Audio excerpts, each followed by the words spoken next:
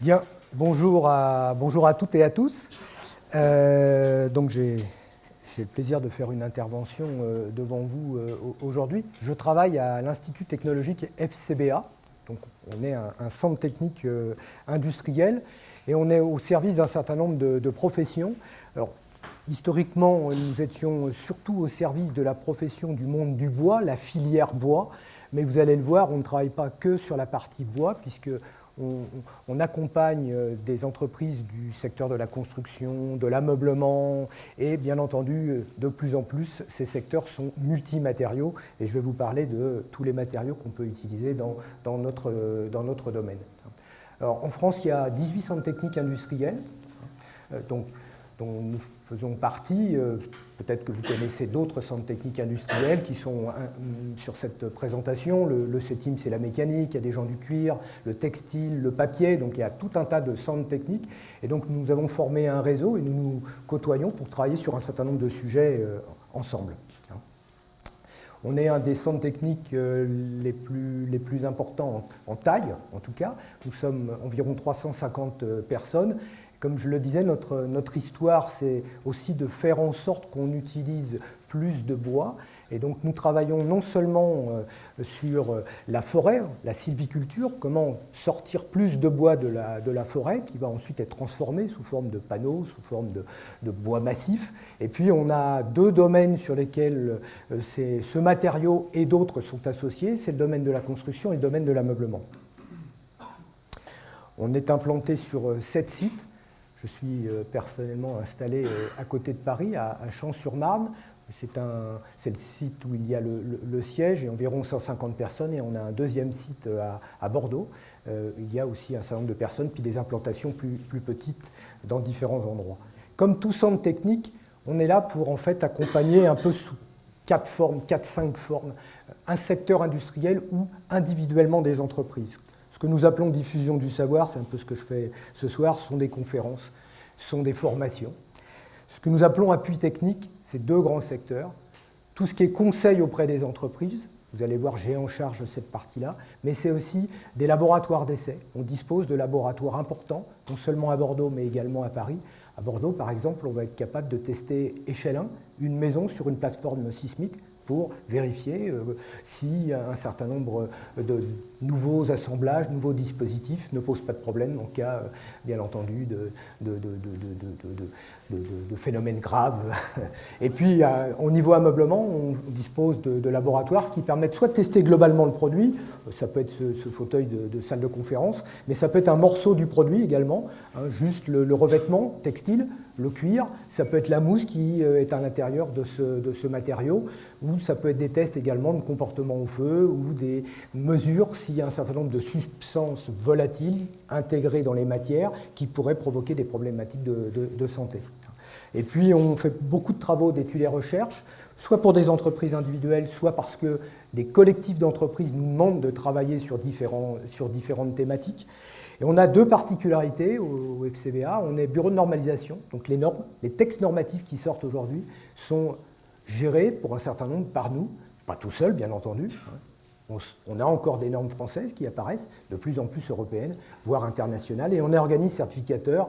Je ne vais pas vous parler dans le détail de la certification, mais les plus connus, c'est NF par exemple, quand vous avez NF sur une cuisine ou sur un siège, mais d'autres marques existent, PEFC, FFC, qui sont des normes où il y a une traçabilité sur la gestion, on va dire, saine de la forêt.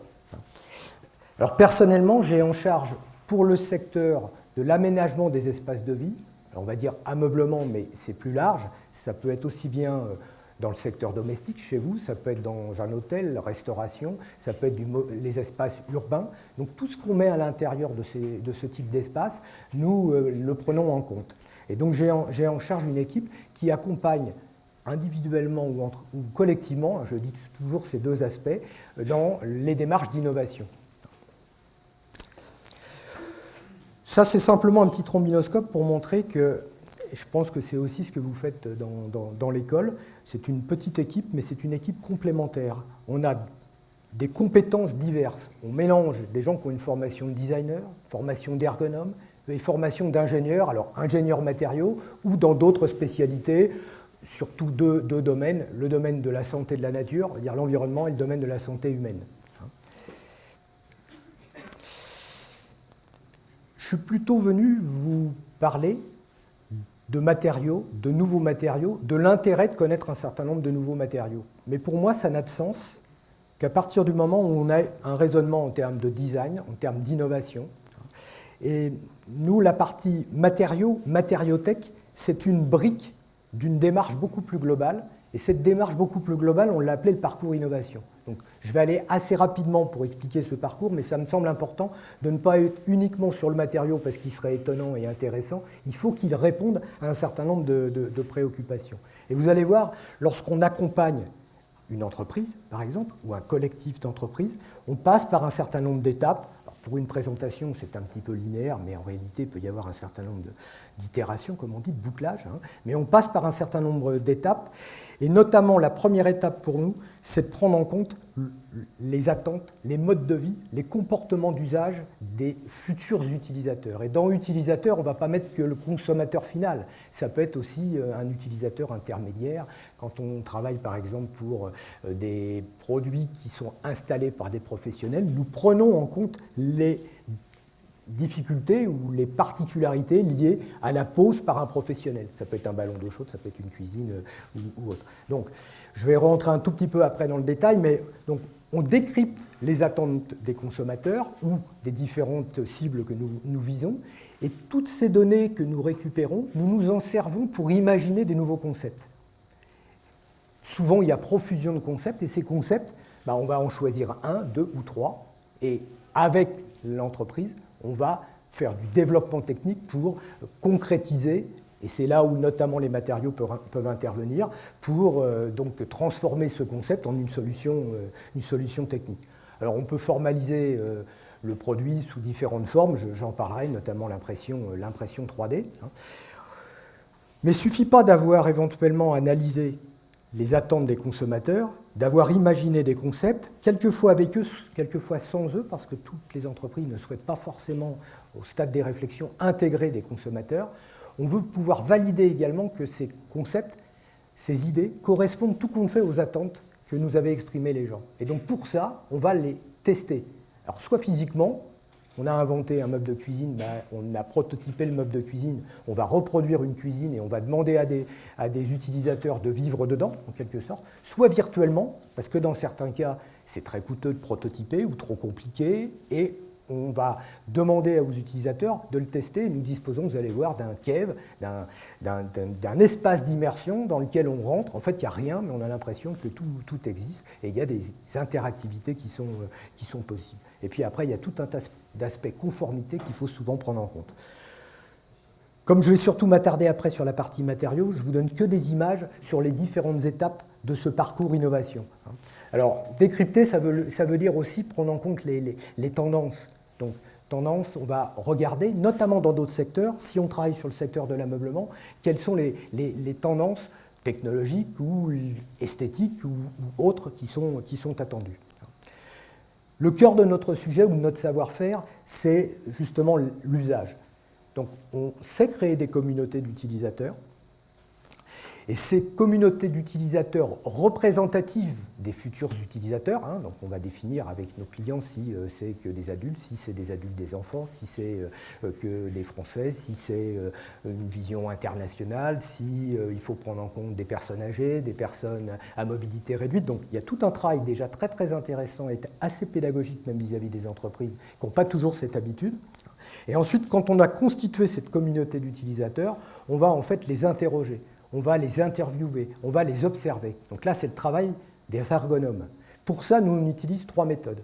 La méthode classique de l'ergonome, on va aller observer ce qu'on appelle in situ chez les gens. Où là, on pourrait très bien observer quelles sont les différentes attitudes que vous avez pendant une demi-heure, 3/4 d'heure de conférence. C'est souvent très riche, très intéressant, mais très lourd, parce que si on veut multiplier, augmenter le panel, c'est tout de suite énormément de temps. Donc on a, entre guillemets, inventé un peu 2 méthodes complémentaires. Ce que nous appelons l'auto-observation, je vous explique l'objectif de cette observation, et on vous laisse un kit, donc ce qu'on appelle un carnet de l'observeur, un appareil photo, par exemple pendant 1 semaine, 2 semaines, chez vous, pour que vous nous racontiez les différents moments de vie par lesquels vous passez, et ce qui va bien, ce qui ne va pas bien, éventuellement les astuces que vous avez trouvées pour contourner une difficulté. Et puis, bien entendu, de nous laisser des traces, photos ou vidéos. Et puis, une troisième méthode, on utilise les réseaux sociaux. Donc, on constitue via les réseaux sociaux cette communauté, et on va interroger cette communauté et lui demander de nous poster un certain nombre d'informations. Et tous ces éléments-là, on va les utiliser ensuite à travers des séances de créativité pour imaginer ces fameux concepts. Alors, les séances de créativité, nous sommes des coachs, on va faire travailler en fait le groupe projet, et on utilise pour faire émerger ces concepts tout un tas d'accessoires. Ça peut être de la pâte à modeler, ça peut être des Legos, ça peut être souvent beaucoup de dessins, beaucoup de croquis.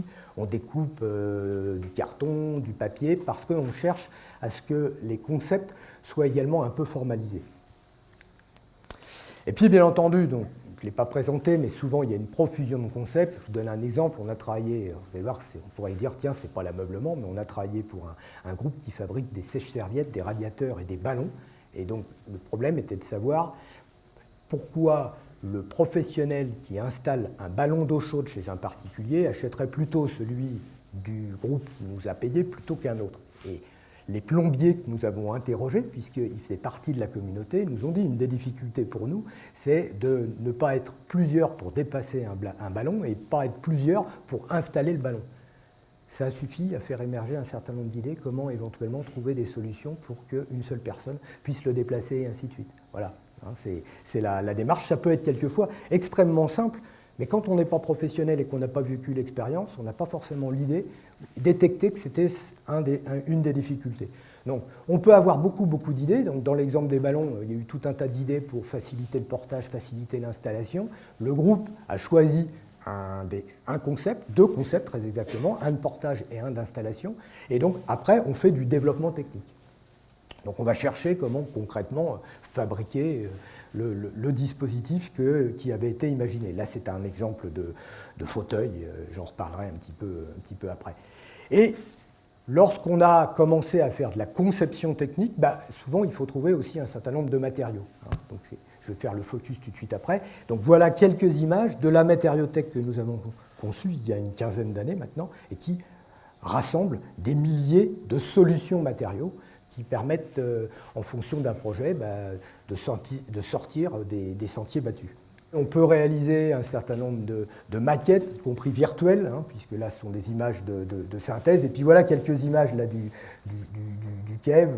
On a un exemple en bas à gauche de la présentation sur tout un appartement qu'on a travaillé avec une filiale de Pierre et Vacances qui était destinée à des seniors. Et donc, on avait inventé un concept de modularité de l'espace pour pouvoir adapter en fonction de l'âge des personnes l'appartement.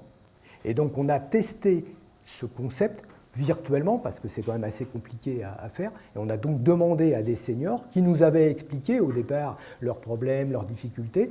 On leur a demandé si effectivement avoir la possibilité d'un meuble qui remplace une cloison habituelle, qui sert de rangement double face, qui en plus permettait à une porte de rentrer à l'intérieur, si ce meuble était en plus déplaçable, pas directement par la personne, mais par le gestionnaire de la résidence senior très rapidement, est-ce qu'il trouve que c'est une bonne idée, une mauvaise idée, quelles sont les adaptations. Donc c'est l'intérêt de faire des retours d'expérience, des tests d'usage, parce qu'on croit souvent en tant que concepteur avoir la bonne idée, peut-être que l'utilisateur final n'a pas tout à fait le même avis. Et souvent ça nous a permis d'adapter, de modifier un certain nombre de choses qu'on pensait absolument génial, et dans certains cas, les gens nous ont dit « vous n'avez rien compris, ce n'est pas tout à fait ça que vous vouliez ». Donc le retour d'expérience est extrêmement important.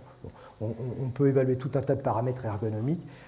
Ce n'est pas l'objet de mes propos, mais la prise en compte environnementale est de plus en plus incontournable. Et sachez qu'il y a, c'est déjà un petit peu le cas, mais à terme, tous les produits qu'on appelle de grande consommation, donc des meubles, des sacs à dos ou autres objets, devront obligatoirement faire l'objet d'un affichage environnemental. C'est-à-dire que, un peu comme votre lave-vaisselle ou le réfrigérateur, où il y a une étiquette avec un certain nombre de paramètres, là, nous on appelle ça des indicateurs d'impact, il faudra effectivement que le produit donne une information sur les impacts environnementaux, mais sur tout son cycle de vie. Et là, le matériau est également très très important parce qu'il est prépondérant dans le résultat. Voilà. Juste quelques images aussi. Je vous disais tout à l'heure qu'on réalise des essais, ça peut être sur une maison ou sur un meuble. Bon, là, c'est un exemple de matelas. Donc, non seulement on voit le matelas qui va être testé comme s'il y avait un dormeur qui est dessus. Sur l'image de droite, en bas, vous voyez un test comportement au feu, parce que dans certains domaines, il est obligatoire de vérifier que si un fumeur laissait tomber sa cigarette ou son allumette, il n'y a pas de risque. Et puis, vous voyez quelques images où on teste juste le matériau.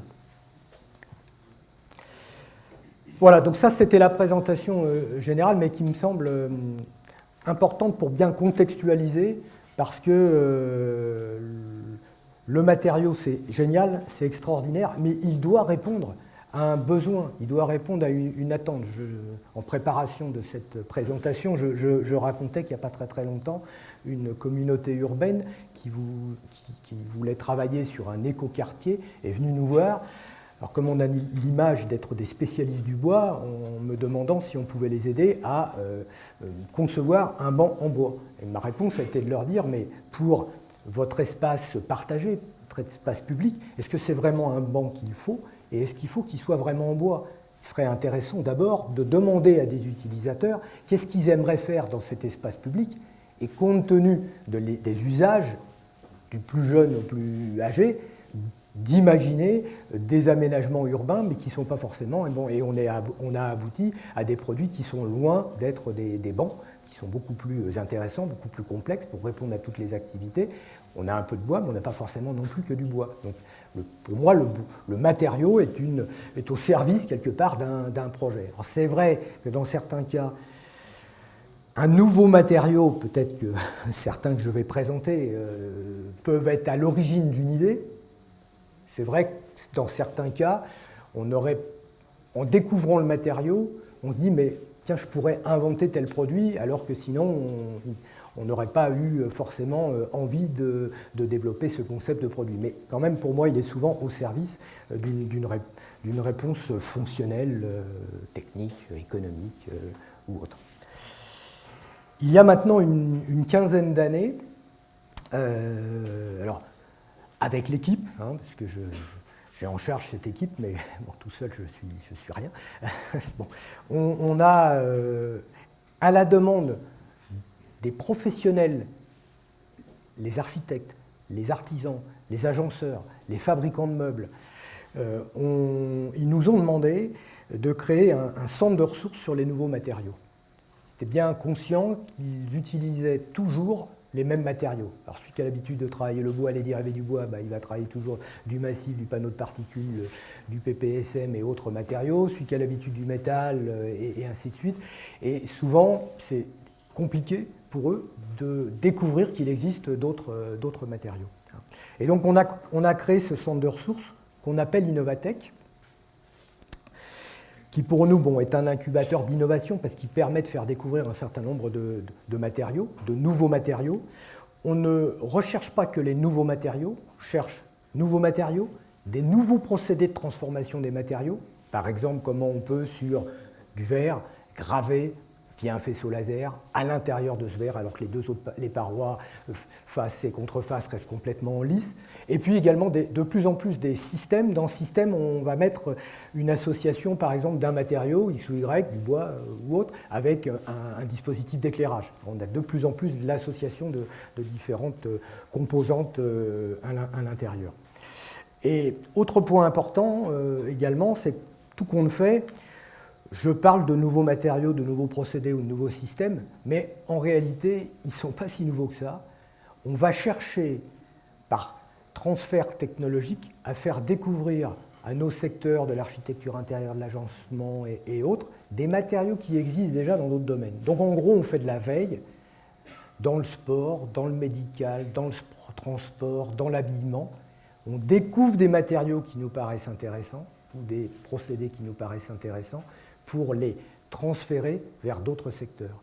Et l'intérêt, c'est qu'en fait, ces matériaux sont disponibles.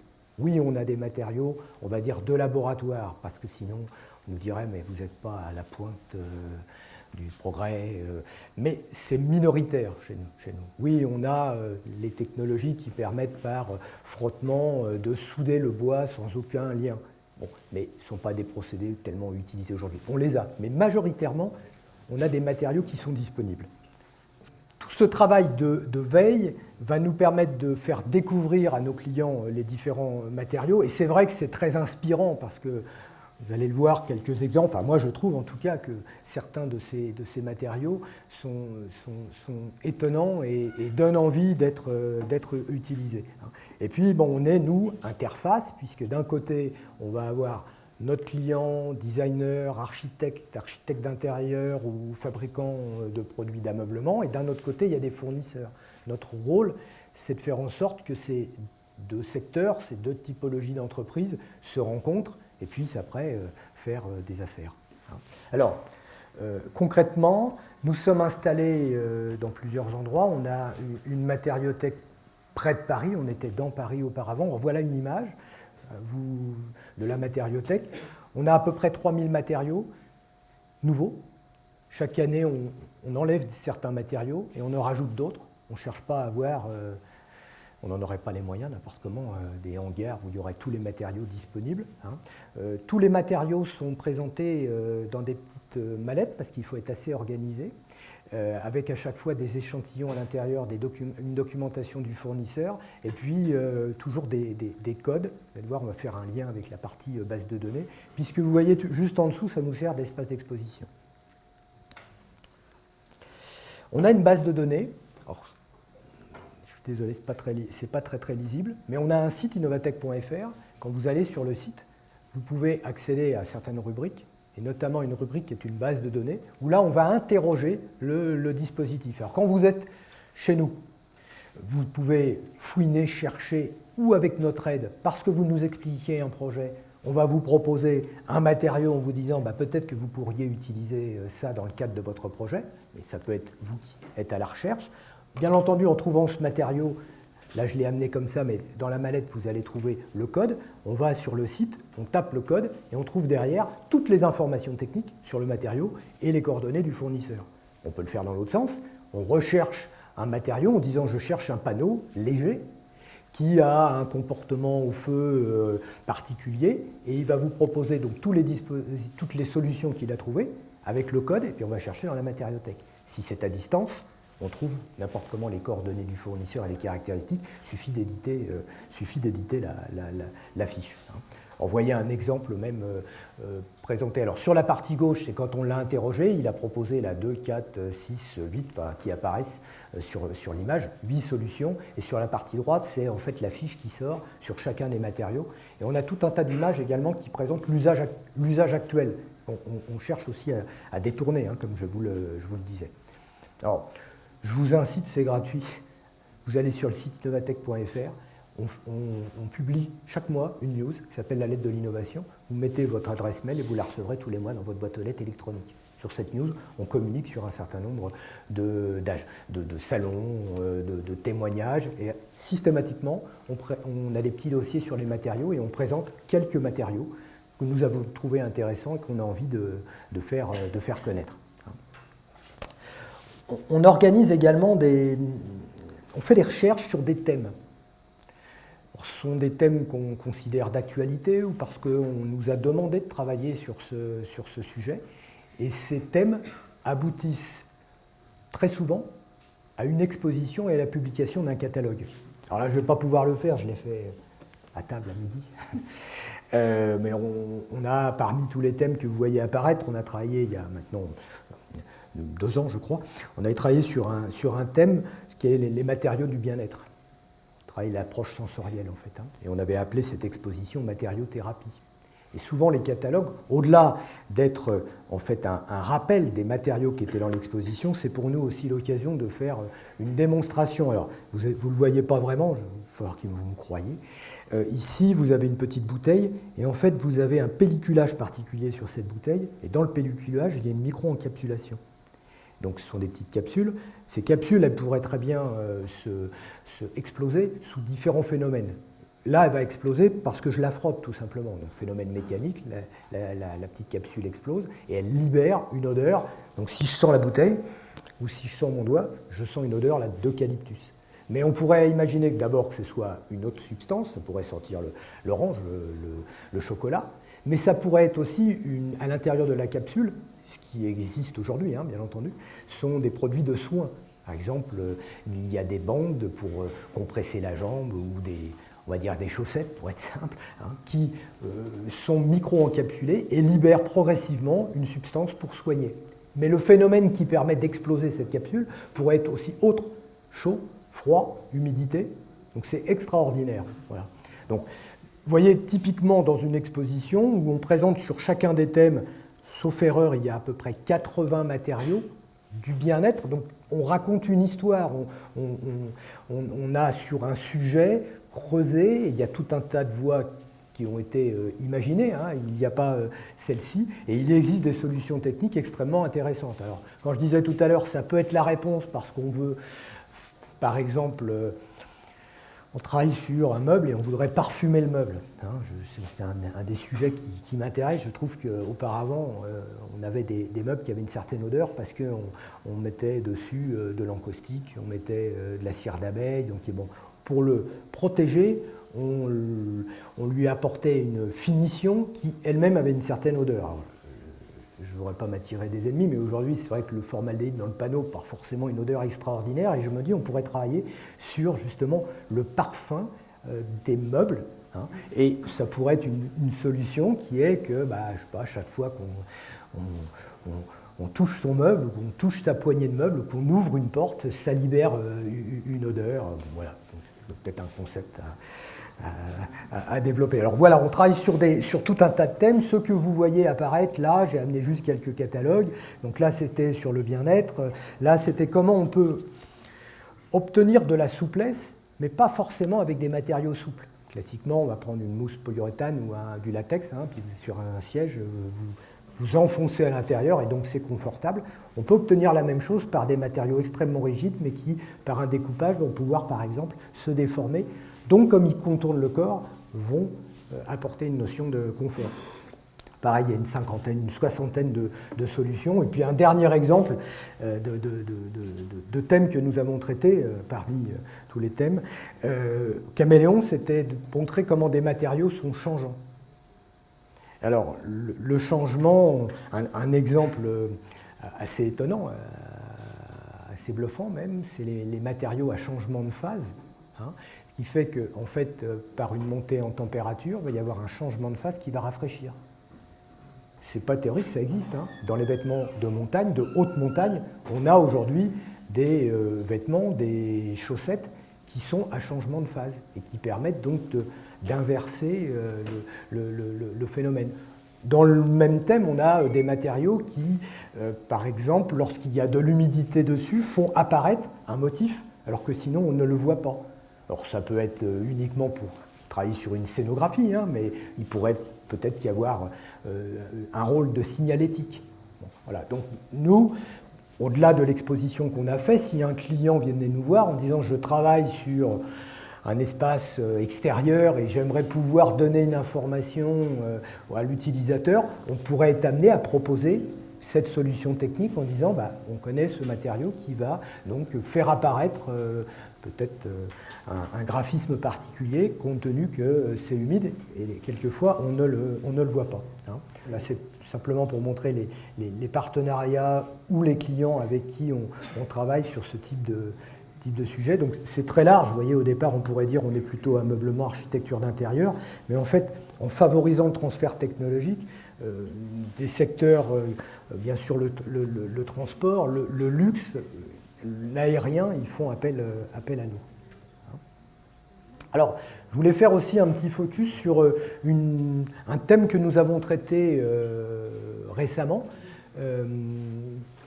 et qu'on a appelé « Plus qu'il n'y paraît », en fait, pour montrer que certains matériaux, au premier regard, pourraient apparaître comme jouant un rôle particulier, et tout compte fait, quelquefois, ils ont des fonctions supplémentaires. Alors, je vais juste les évoquer. Ce thème, on l'a présenté à un salon qui s'appelle Architecte at Work. C'est un salon qui n'a pas lieu qu'en France, mais dans plusieurs pays européens. Mais en France, il se développe pas mal. C'est un salon très très court qui dure 2 jours, mais il n'y a que des matériaux, que des solutions innovantes. Et il a lieu à Paris, à Lyon, à Nantes. Alors ça change en fonction des années. Voilà. Donc, je vous le commande très vite. Dans certains cas, mais comme c'est loin, ce ne sera pas forcément très concret pour vous, je vous montrerai l'échantillon, mais ça me permettra de le commenter. Là, c'est simplement pour montrer, on est aussi beaucoup, de plus en plus, dans la volonté de réutiliser certains déchets pour en faire une matière plutôt que la jeter, ou bien entendu, dans certains cas, récupérer en fin de vie une matière et en faire une nouvelle matière qu'on va appeler une matière première secondaire. Dans le cas présent, c'est comment on peut utiliser en fait des déchets liés aux agrumes pour en faire ensuite extraire la cellulose et en faire un textile. Alors, ce textile ne sent pas l'orange là, mais on utilise la cellulose de cet agrume. Après, on peut le micro-encapsuler avec une odeur d'orange s'il fallait. C'est peut-être un peu limite, mais bon, pourquoi pas. Autre exemple de récupération de sous-produits ou de déchets, je ne l'ai pas amené, mais c'est assez étonnant également, sont des tasses qui sont faites à base de coquilles d'huîtres. Donc bien entendu, il y a tout un procédé. Donc on va en fait concasser et on va mélanger à une résine du PLA et on va obtenir une matière qui ensuite va utiliser les technologies de la plasturgie. Donc on va pouvoir mouler, extruder, pultruder, injecter cette matière, mais on peut bien entendu après la rebroyer sans problème. Et l'état de surface de ce gobelet est assez étonnant. Quelquefois, on avait des matériaux qui n'étaient pas toujours très très chouettes. De la même façon, peut-être un peu plus anecdotique, mais bon, de la poudre de corne. Voilà, bon, ça peut se présenter comme ça, mais de la même façon, on va obtenir en fait une poudre, et puis ensuite on va pouvoir mouler. Donc, voilà 2 exemples qui ne sont pas sous forme de produits, contrairement au gobelet, mais bien entendu, on pourrait imaginer un matériau du même type. Toujours dans la même idée de récupérer un certain nombre de matières, soit qui sont issus de sous-produits, soit en fin de vie, ou qui sont disponibles dans la nature. On sait récupérer dans différents endroits, notamment en Méditerranée, des petites plottes qui sont en fait qui ne sont pas vraiment des algues, mais qui sont une plante qui ensuite va arriver sur les plages. Et puis ces petites pelotes, on peut les réutiliser ensuite pour en faire un certain nombre d'isolants. Donc on le voit sur l'image en bas à droite. On va obtenir une fibre, et puis cette fibre, on va pouvoir l'utiliser. Alors là, je change un petit peu de registre pour vous donner un peu une palette générale. Vous le savez, par exemple, ça pourrait être dans ces locaux. Il est des fois désagréable d'avoir un coup de téléphone où on ne souhaite pas que les gens aient le Wi-Fi, mais on souhaite qu'ils aient le Wi-Fi, mais pas le téléphone. Donc on peut, par impression sur un textile, et suivant le motif, filtrer certaines ondes. Nous, vous voyez, au départ, on a découvert ce matériau, cette solution technique, en fait, on trouve que c'est intéressant. On va la faire découvrir et puis ça peut vous donner des idées sur un projet. Ou on peut être en réponse parce que quelqu'un serait venu nous expliquer, voilà, on veut travailler dans un espace, on veut que les gens soient tranquilles, et on pourrait proposer cette solution. C'est un peu comme une cage de Faraday. Voilà. Alors le papier craft, vous savez, c'est un papier qui est normalement inflammable. Là, je l'ai ici. Donc là, il y a eu un traitement en fait particulier qui permet en fait à ce matériau d'avoir un classement M1. Donc M1, ça ne veut pas forcément dire qu'il ne brûle pas si je mets une flamme, mais ça veut dire qu'il ne propage pas. Si on a un rideau classé M1, si je mets une flamme, souvent il y a un trou. Par contre, dès que la flamme n'est plus là, il n'y a pas de propagation. Voilà. Et là, on est sur un matériau, c'est un papier qui, au départ, n'a pas forcément ce comportement-là. Là, je fais vraiment dans différents domaines, mais c'est un traitement particulier sur le bois massif qui, grâce en fait à un traitement à cœur avec une montée en température, va le rendre plus durable par rapport aux attaques classiques type insectes et champignons, et deux, va augmenter sa dureté. Donc, par exemple, sur un bois tendre, un résineux, par ce traitement, on va en plus avoir une dureté qui se rapproche beaucoup plus d'un bois feuillu. Alors là, je ne sais pas si vous allez le voir, mais on est sur un domaine un petit peu différent. Pas forcément moi qui ai décidé de mettre cette bouteille là, ça fait un peu kitsch, mais bon. Simplement, c'est une technologie d'impression par des gouttes. Donc, on vient poser des petites gouttes d'encre et on a un phénomène, je ne sais pas si vous le voyez, de profondeur extraordinaire. Je ne suis pas magicien, hein, j'ai pas de, je ne fais rien sortir. Hein, je vais pas, bon, voilà. On pourrait dire à quoi ça sert. Bon, en signalétique, il y a peut-être un certain nombre d'applications possibles. Hein. Là aussi, un exemple. Donc, il y a un brevet hein, sur cette solution technique, le WEDEN. En fait, ça permet de rendre très flexible. Là, on est en présence de bois. C'est du multipli. Hein, ce n'est pas un bois massif. Simplement, on a la possibilité de le tordre dans tous les sens, ce qui peut générer un certain nombre d'idées de produits flexibles à base de bois qu'on n'aurait peut-être pas pu faire en temps normal. Là, c'est un film qui permet, en fait, en fonction de son orientation, parce qu'on a un multicouche, de rendre complètement transparent ou pas transparent. Donc on peut là aussi avoir des phénomènes tout à fait étonnants, c'est ce qu'on voit par l'orientation sur la tasse FCBA. Là, c'est utiliser en fait des bogues de cacao pour en fabriquer des papiers qui sont plutôt sympathiques. Il n'y a pas d'odeur, hein. Là c'est pas le but, hein. C'est simplement on utilise là aussi un résidu ou un sous-produit qui en temps normal n'aurait pas pu être utilisé. Hein. Je n'ai pas l'exemple là, mais c'est assez intéressant. On pourrait croire que c'est un textile. En fait, vous avez un support textile et sur ce support textile, il y a un plaquage très fin de bois et par un usinage au laser qui va jusqu'au textile, ça permet donc en fait, de créer une souplesse tout à fait étonnante. Et ce qui est intéressant, c'est que la découpe, le motif de la découpe au laser peut amener alors esthétiquement, mais également en termes de déformation, un jeu tout à fait intéressant. Donc il y a une vraie créativité possible au-delà de la solution technique. Là aussi, c'est assez étonnant. Alors je vais assez vite, mais c'est du bois, c'est un enroulement filamentaire.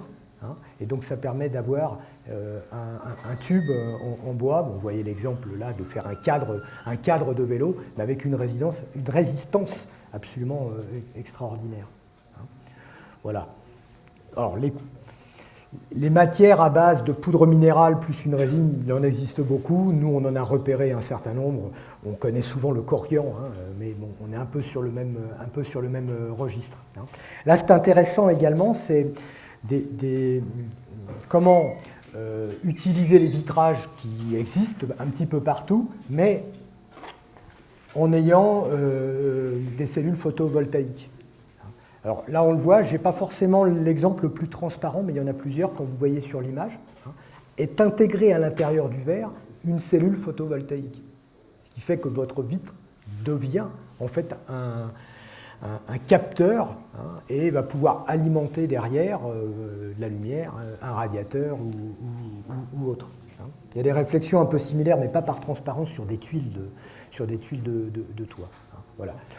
Bon, beaucoup plus classique, hein, mais je trouve que c'est intéressant, même quand je voyais les projets sur lesquels vous êtes en train de travailler, hein, souvent on a besoin de plaques, et ces plaques peuvent être relativement lourdes. Alors, il existe beaucoup de panneaux extrêmement intéressants. Donc là, par exemple, c'est un panneau alvéolaire, comme une porte. Une porte est alvéolaire. À l'intérieur, souvent dans une porte, c'est du carton. Là, c'est de l'aluminium. Puis ensuite, on a un parement et un contre-parement. Et là, le parement, c'est en plus une résine. On pourrait croire que c'est du coriandre ou un marbre, mais en très fine épaisseur. Alors là, vous vous en rendez pas compte, mais c'est très léger. Je ne sais pas comment je pourrais le prouver. Ouais, c'est très, très, très léger. Alors que si je devais être en massif, on va dire, ce serait extrêmement lourd. Et une résistance absolument incroyable, puisque, bien entendu, c'est le principe de l'alvéolaire. On est sur champ, et donc ça résiste très très bien. Voilà, alors un autre exemple, je vais essayer de faire la démonstration, j'espère que vous voyez tous les petits points qui sont là, c'est de la fibre optique. Normalement, vous la voyez, vous, alors je ne sais pas si vous la voyez, si vous voyez une différence ou pas. En fait, la fibre optique passe de l'extrémité, mais pourrait être également passer du haut et ressortir. Si je ferme, alors je ne sais pas ce que vous voyez, là il faudrait que je sois vraiment en lumière, on fait disparaître la lumière.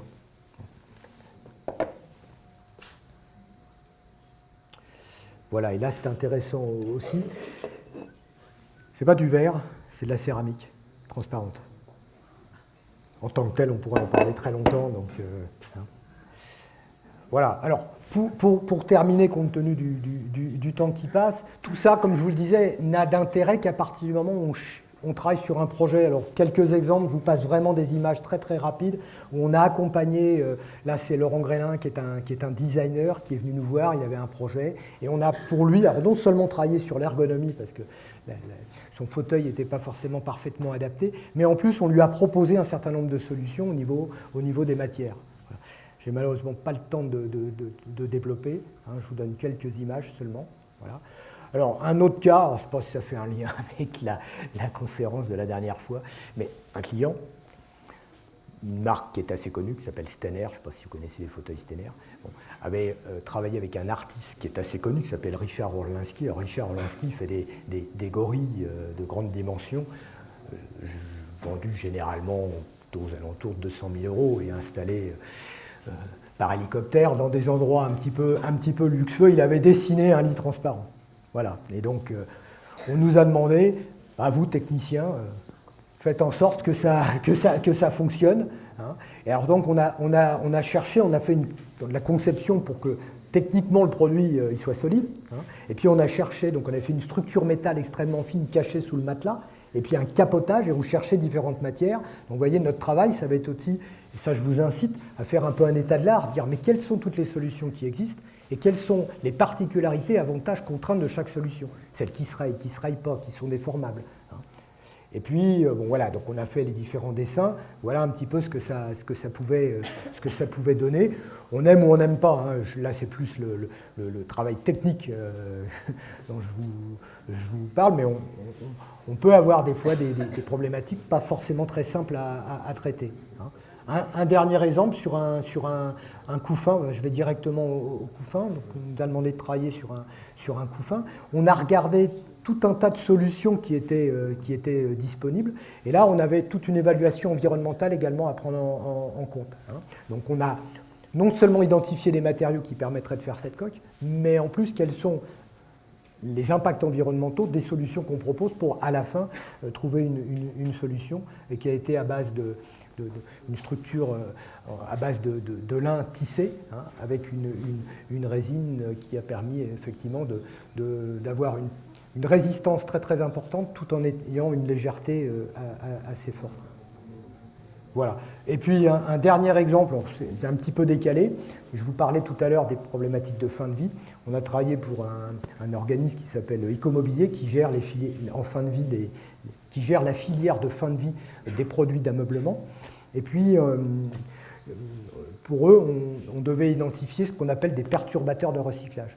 Donc c'est important pour vous de ça. C'est-à-dire vous imaginez un produit, vous assemblez différentes matières, en fin de vie, c'est comme ça que ça se passe. C'est-à-dire que des bennes complètes de produits arrivent, et puis des opérateurs qui sont souvent dans des machines à 3 mètres de hauteur doivent séparer les matières. Vous imaginez que c'est bien compliqué. Donc typiquement, je donnais un exemple aussi tout à l'heure, une porte qui est en panneau de particules sur lequel est collé un miroir, on ne sait pas séparer les deux, c'est un perturbateur de recyclage. Donc on a identifié en fait tout ce qui pouvait perturber le recyclage compte tenu des modes de séparation des matières, des modes de transformation de ces matières pour en faire éventuellement une nouvelle.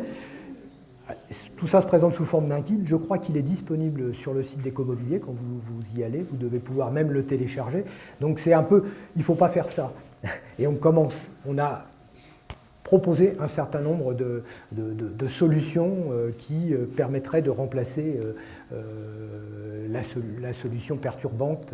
Par exemple, sur une porte, il existe aussi, au lieu de mettre un miroir, il existe des films qui ont un effet miroir, mais qui n'ont pas du tout l'inconvénient que j'évoquais tout à l'heure.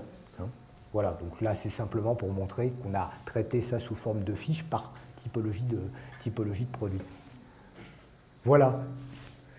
Le temps passe très très vite, donc chaque sujet mériterait d'être un petit peu détaillé, développé. J'avais envie de vous donner un regard en disant il y a plein de nouveautés, il y a plein de choses intéressantes, ayez la curiosité d'aller les chercher, mais bien entendu contextualiser dans le cadre d'un projet. Merci de m'avoir écouté.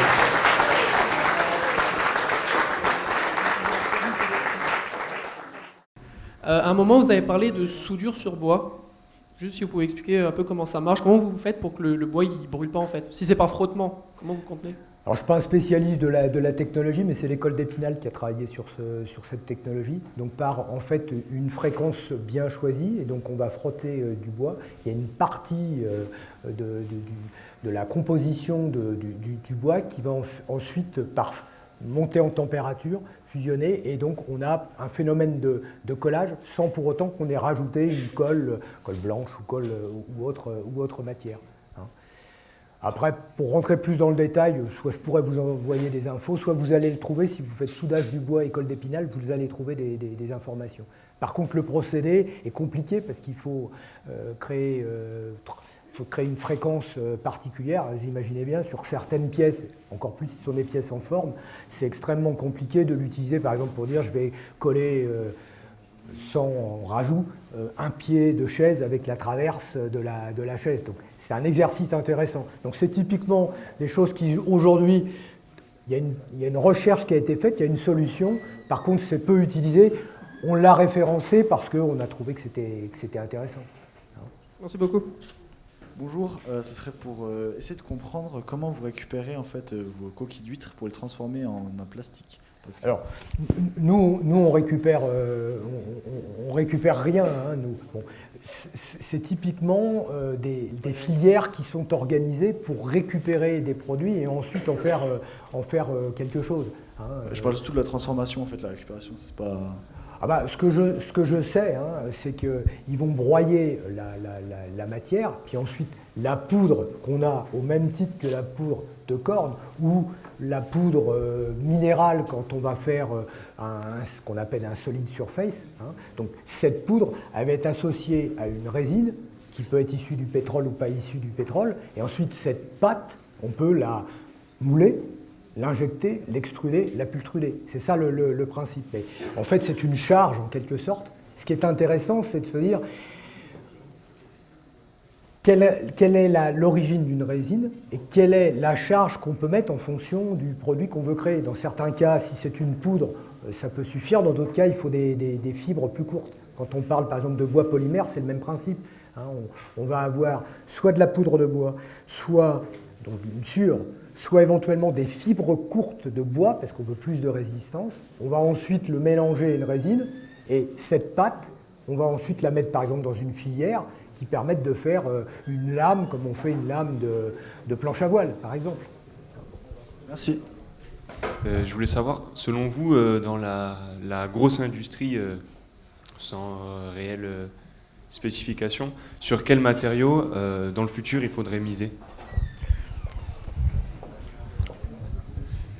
En fait, il y a des sujets d'actualité. J'évoquais avant cette conférence quelques matériaux pour lesquels les entreprises souhaitent trouver des alternatives.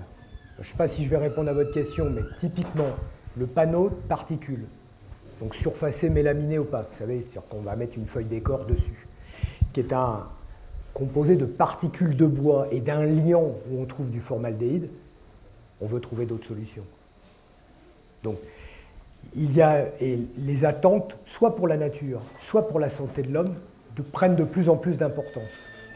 Si des recherches, si vous trouvez des solutions pour faire des panneaux qui ne seraient pas forcément soit avec du bois, soit avec comme liant des cols qui ont ces substances, ça serait une bonne solution. Deuxième cas de figure, je ne rentre pas dans les détails, mais il y a eu des problèmes récents en Europe sur des mousses, donc les mousses qu'on utilise dans un siège par exemple, qu'on fait une éponge, ce sont des mousses polyuréthane, c'est un mélange de polyol et d'isocyanate, il y a une substance qui a été excessive sans que le fournisseur au départ s'en rende compte, qui a provoqué une très très grosse inquiétude qui, tout compte fait, parce qu'elle s'est évaporée, n'a pas été trop grave. Mais l'utilisation de pétrole pour fabriquer ces mousses, soit pour la raréfaction du pétrole, soit parce qu'on n'est pas à l'abri d'un certain nombre de dangers, commence à préoccuper les entreprises.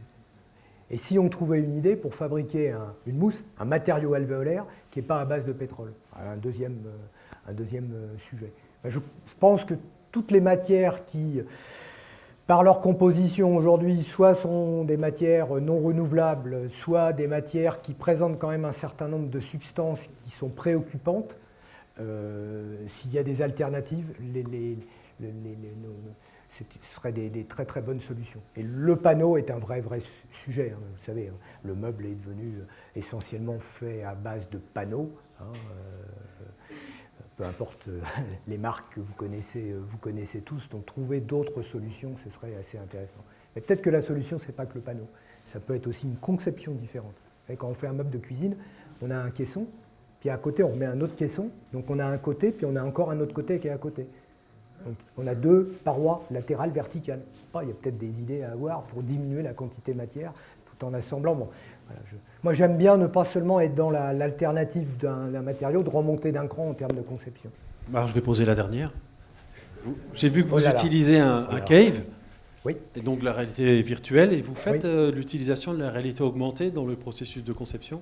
Alors on est en train de travailler dessus. Pour l'instant, on ne sait pas encore bien le faire, c'est-à-dire qu'on va essentiellement être dans le cave, avec uniquement des images de synthèse, on va dire, et puis on va créer un certain nombre de réactivités, d'interactions.